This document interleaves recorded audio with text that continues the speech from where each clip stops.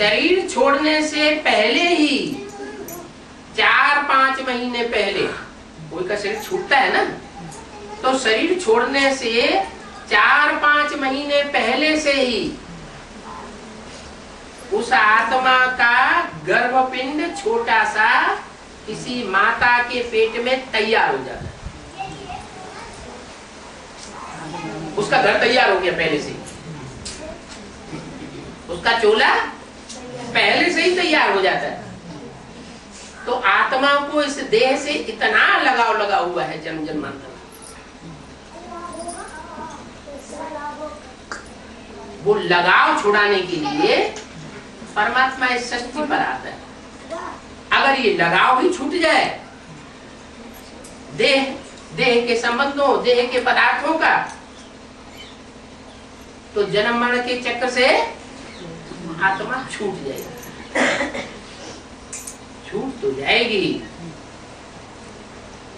लेकिन हर आत्मा के अंदर अपना 84 के चक्कर का पार्ट जरूर भरा रहता है। कोई ये कहे कि हमेशा के लिए जन्म मरण के चक्कर से कोई आत्मा छूट जाए, सो नहीं छूट सकती। क्या जैसे सन्यासी लोग बताते हैं कि जन्म मरण के चक्कर से छूट जाएंगे, तो हमेशा के लिए कोई नहीं छूट सकता है। हमेशा के लिए अगर छूटता होता तो फिर शास्त्रों में ये क्यों लिख दिया है, कल्प कल्प लगे प्रभु अवतार। हर कल्प में भगवान आकर के सृष्टि पर जन्म लेते हैं। अरे खुद आत्मा के लिए कहते हैं हम जन्म जन्मांतर के लिए जन्म मरण के चक्र से छूट जाएंगे, और भगवान को क्या कह दिया, कल्प कल्प इस सृष्टि में आके जन्म लेना पड़े। तो फिर बड़ा कौन हुआ?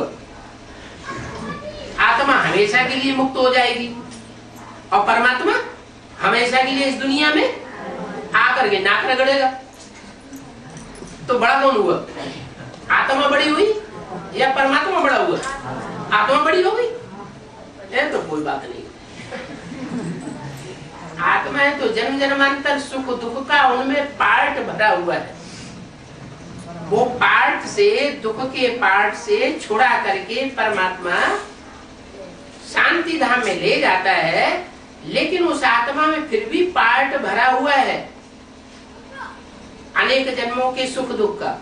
लेकिन पहले पहले जब इस सृष्टि पर आती है तो सुख का पार्ट बजाती है। कोई भी आत्मा, भगवान आता है तो सब आत्माओं को इस देह के बंधन से छुड़ा के ले जाता है। कलयुग के अंत में, सतयुग के आदि में, जिसे कहते हैं पुरुषोत्तम संगम युग, ले जाता है। लेकिन हर आत्मा में जो पार्ट भरा हुआ है सुख दुख का, वो बजाने के लिए हर आत्मा को इस सृष्टि पर आना पड़ता है।